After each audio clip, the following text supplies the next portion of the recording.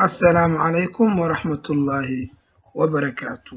waxaynu maantay baranaynaa cashirka afraad oo ku saabsan sidee header and footer loogu sameeya.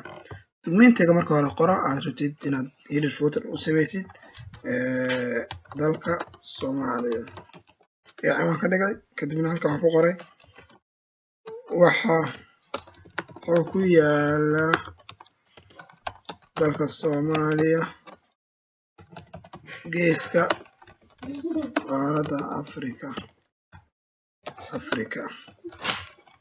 waxa uu ka kooban yahay dalka Soomaaliya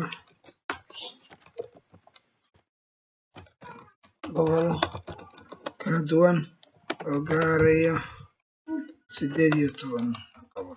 Dukumeentigaas marka aan samaystay waxaan sameynaya kaliya header and footer si ugu soo daraa header and footer si ugu soo daraa insert ayaan tagayaa kadibna header and footer halkaas ayaad ku dhufanaysaa header and footer markaa ku dhufatid warqadana ku soo baxaysa halka hoose si aad halka footerka ugu qodhid waxaad ku dhufanaysaa tigta ayaa saaraysaa kadibna halkaas ku qoraysaa qoraalkii footerka aad qori lahayd dalka Soomaaliya waxaa iska leh dadka Soomaaliyeed.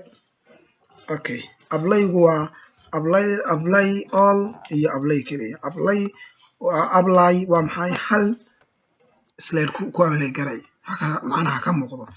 All markaan dhahnana wax ma slide iyadoo dhan ha ka muuqdo marka all baan dhahnaa all waa kaas slide-yadoo dhan ka muuqanaya halka warka marka wax ku aragtaan qoraalkii aan qornay ayaad ku aragtaan. Footer-kana naftigiisana wax ku fansan buttonka kale kadibna halkaas ayaad tig saaraysaa kadibna footer-ka ku qoraysaa guuleysta dadka Soomaaliyeed oo dhan.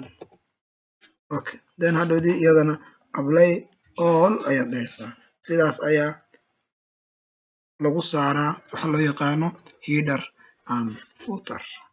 La soco cashirka shanaad. Asalaamu calaykum waraxmatullaahi wabarakaatuh.